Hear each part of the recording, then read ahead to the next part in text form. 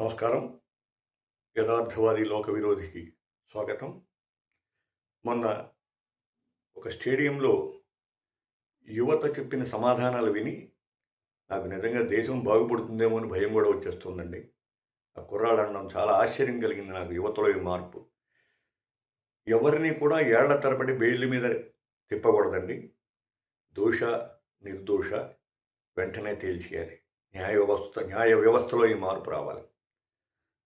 యువతకి ఎక్కడా కూడా మత్తు పదార్థాలు కానీ ఇటువంటివి అందకుండా జాగ్రత్త తీసుకోవాలి. చాలా ముఖ్యమైన అంశం చివరి చెప్పారండి. ఈ తప్పు చేసే వాళ్ళ కొమ్ము కాస్తున్నటువంటి మీడియాని తక్షణం మనం బ్యాన్ చేస్తే మరి దేశం వద్దన్న అదే బాగుపడుతుందని చెప్పారు. చాలా సంతోషమైన విషయం యువతలో ఈ మార్పు.